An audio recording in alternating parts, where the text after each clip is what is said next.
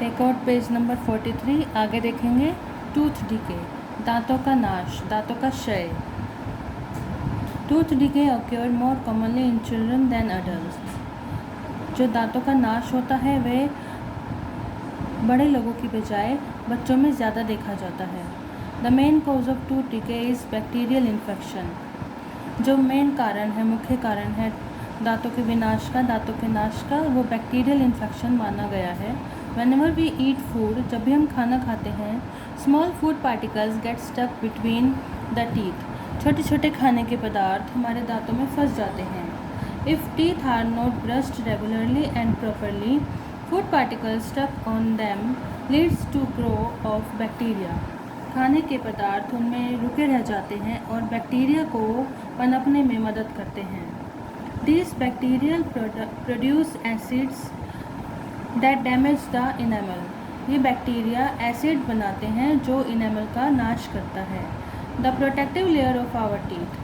आपको पता है इनेमल हमारे दांतों की प्रोटेक्टिव लेयर होती है, दांतों को बचाने का, दांतों को मजबूती का काम करती है। They also form a sticky coating called plaque that damage the dentine and finally the pulp, thus causing holes called cavities. अब देखिए एक स्टिकी कोटिंग बन जाती है दांतों के ऊपर, सफ़ेद रंग की आमतौर पर देखा जाता है, जो प्लाक कहलाती है और दांतों को डैमेज करती है और उसके बाद डेंटाइन को डैमेज करती है और लास्ट में बिल्कुल पल्प तक पहुंचकर दांतों में एक छेद बनाने का काम करती है, जिसको कैविटीज़ कहते हैं। दांतों में होल बना देती है जिससे बहुत ही ज़्यादा पेनफुल होता है। जो plaque also causes gum disease that can make our gums red, swollen and sore. Plaque हमारे मसूड़ों में भी ऐसी तकलीफ़ें पैदा कर देती है जिससे कि हमारे जो मसूड़े हैं वो रेड हो जाते हैं, सूज जाते हैं और उनमें बहुत ज़्यादा पेन होता है। Tooth decay in children occur due to excessive eating of candies and chocolates. Tooth decay खास तौर पर ज़्यादा टॉफ़ीज़ और ज़्यादा चॉकलेट्स खाने के कारण होता है। If you do not take care of your teeth and gums, infection will occur in the whole mouth, resulting in falling of teeth and pain.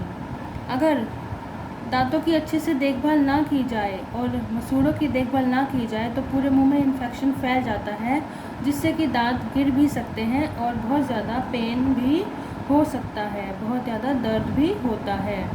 Thus eating meals will become very difficult. और खाना खाना भी बहुत मुश्किल हो जाता है। इसलिए हमें दांतों का हमेशा ध्यान रखना चाहिए। खाने के बाद मुंह को पानी से ज़रूर धोना चाहिए और ब्रश रेगुलर करना चाहिए। Page number 44। Tips to keep teeth and gums healthy. दांतों और मसूड़ों को स्वस्थ रखने के उपाय। Brush your teeth at least twice a day. दिन में 2 बार ब्रश करना चाहिए। Every morning and every night before going to bed.